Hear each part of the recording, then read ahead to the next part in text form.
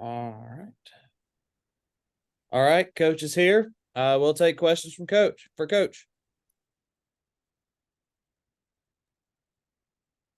Good morning, Coach. I've got a question, kind of a two-part question on Isaiah Nelson. One, just want to get your thoughts on how he performed at Alabama, especially on defense. And then two, with Isaiah, kind of what's the fine line between maintaining his intensity but keeping him out of foul trouble? He played his butt off at against Alabama. Isaiah Nelson was one of our best leverages on both sides of the ball. I want to say, hold on one second here. Defensive leverage. Was one of our best leverages on both sides of the ball. And your second question was keeping the intensity without him getting in foul trouble? Yeah, how do you keep it seems like there's a fine line there between him playing, with the intensity that he does, but then also, keeping him on the court. Just a growth thing. I mean, he's young, he's a sophomore. This is the first time he's ever played games like this. I mean, their one big game last year was at LSU. LSU was the worst team in the SEC last year. So they weren't challenged like he's been challenged this year. He hasn't guarded players like he's had to guard this year. So he also got the short end of the stick. That was not a foul. Going into the half the other night, I reviewed it multiple times, sent it in to the head of officials. It wasn't a foul on the jump shot. There was no contact at all. So he shouldn't have had an extra foul there. So, but yeah, it's a learning process for him. Just keeping his hands out of off people and just being in position. And then he's got to get better. He's got to become better conditioned. It's something we're working with him on every day. But he played his butt off the other night against Alabama.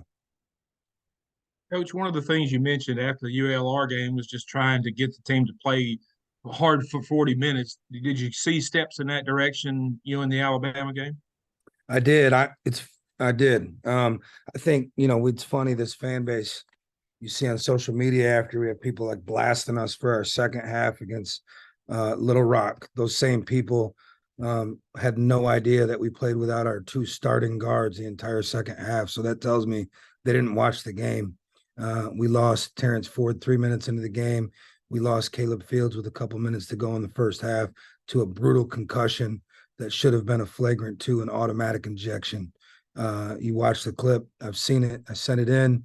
Player clipped Caleb on a screen, turned around and clear as day, cracked him with an elbow in the back of his head. So we played our entire second half without the two guys that started at the point guard and the two guard for us. Somehow that didn't get brought up regarding our second half performance the other day. It's tough when you play a game without a point guard. Taryn Todd's growing in front of us.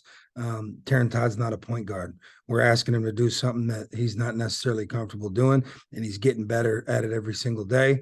We played without a point guard at Alabama, and who spent a whole week preparing for us and spent a whole week emphasizing defense. We had one of the best defensive performances we've had all year. I think we played for 40 minutes. We're big on analytics. So, the people that called the game ugly should probably know that that game against the number one offense in the country, our defense following that game would have been the number one defense ranked number one defense in the Sun Belt Conference on points per possession. So that's important to know for the ugly crowd or the we're getting drilled crowd.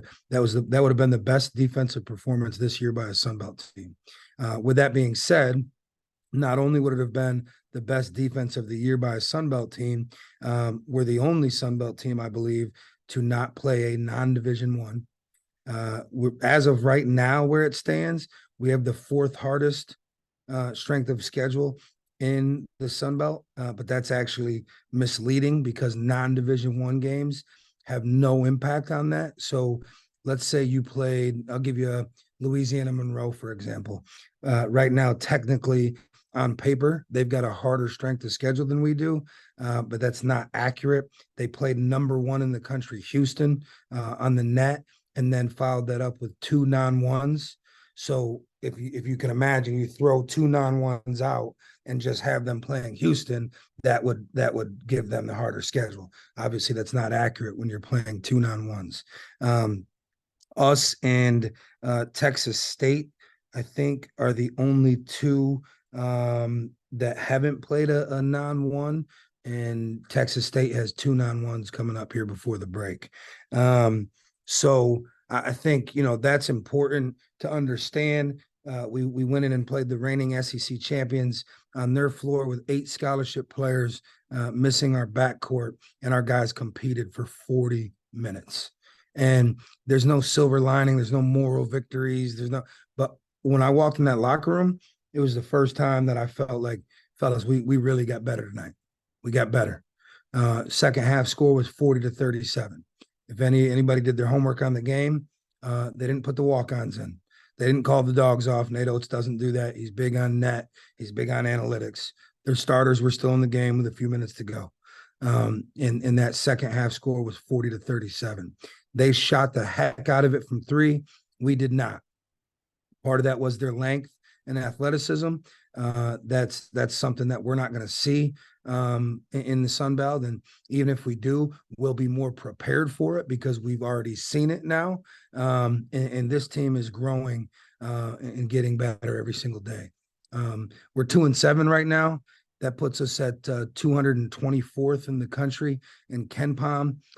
To give you a little bit of perspective, last year going into Christmas, Arkansas State was 8-5. So 2-7, 8-5. We're 224th in KenPom. That 8-5 team was 305. So we're 80 spots ahead of where they were last year at this time, even though our record's 2-7. And that talks about efficiency. That talks about strength of schedule. And we haven't played a game with our in a full available backcourt. 3 of our top 7 or 8 rotation guys. So to kind of get back to that Alabama game and your question, this team is growing. This team is competing at a high level. Jackson State's, probably going to be the favorite to win the SWAC this year. Alabama was just in the top 25 as of last week, reigning SEC champions. I hope everybody's paying attention to what Wisconsin's done. Absolutely drilled Marquette, the number 3 team in the country, the other night at home, and then went into Michigan State last night and pounded Michigan State on the road. Iowa's going to be a really, really good basketball team, an NCAA tournament team. Do we have games that we lost that we should have won? Absolutely. But we have 11 new players and a whole new coaching staff and a completely new style of play that's factoring into this. And we're having some growing pains, but I can tell you this team's heading in the right direction and we're getting through them. Coach, turning the page to UAB, what stands out looking to them at film, and just how exciting is it to have a home game after you guys have been on the road quite a bit? Yeah, I mean, when's the last time Arkansas State's had a home game like that? I mean, you want to talk about this? Let's go back to the schedule. We're coming off Alabama and we've got Andy Kennedy coming to town. That's so, and they're going to be fired up, and they've had an entire week to prepare for us. So, really great to be home, back in front of our home crowd. We've performed pretty well here at home outside of the Jackson State game. We've shot the ball well. Even in that game, shooting wasn't the problem. We had a little toughness problem there, which has helped us grow a little bit. But they're going to be really good. They've got size. They're starting center, Javian Davis. I coached him at Alabama. Their starting point guard, Eric Gaines. I played against him at LSU. Their whole team's SEC transfers. They're loaded, as Andy Kennedy teams always are, and they're going to play extremely hard, as Andy Kennedy teams always do. So we've got our work cut out for us Saturday, and we're no Division III at home. We're going to be tested again Saturday. and get one step closer to being prepared to play in the Sun Belt. So our guys deserve it. Our guys' headspace is in the right spot. The guys that were on the team last year that are here this year feel so much better about the direction we're heading because of who we're playing and the competition we're seeing and what they know will come from it. And so, we're thrilled. I know I've seen, I'll let the cat out of the bag, and I don't think it's a secret. We're not going to stop shooting threes. We're shooting 33% as a team, and that's after a 6 for 30 performance.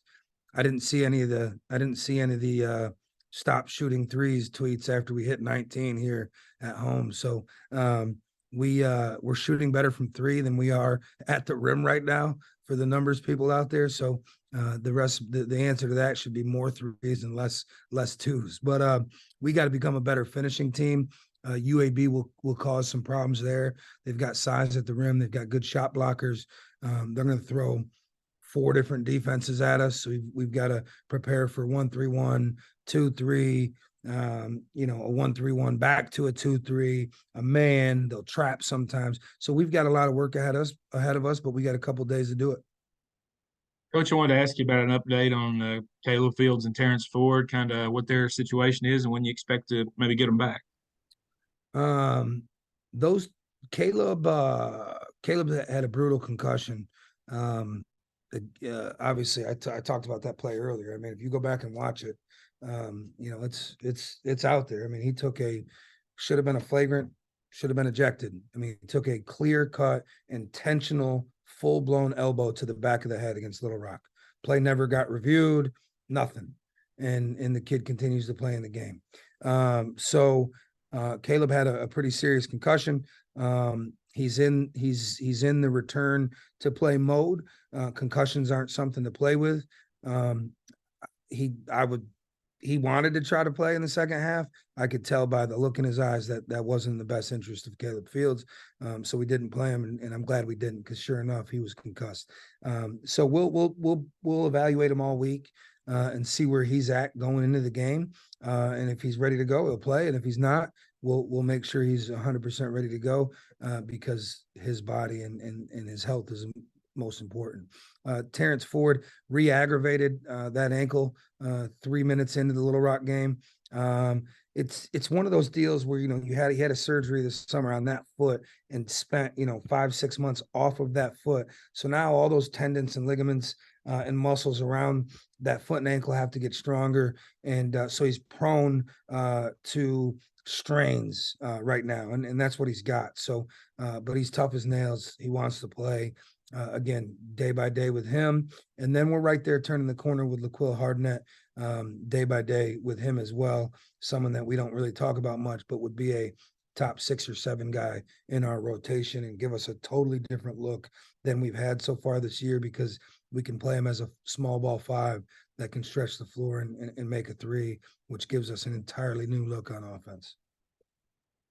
Wanted to ask you about, you guys had a chance over the weekend to see one of your future players, Arshawn King, at the Hurricane Classic.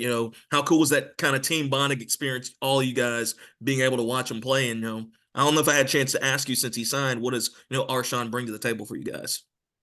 I mean, if you got to go over there and watch him, you should have saw. I mean, he's college ready right now. He's the MVP of the tournament. I mean, Jonesboro High School's got a great basketball program, and Arshawn's team went in there and won that tournament easily. I mean, they and he was the MVP. So Arshawn has a college ready body. He brings a physicality that honestly we don't have right now. He's a kind of an undersized.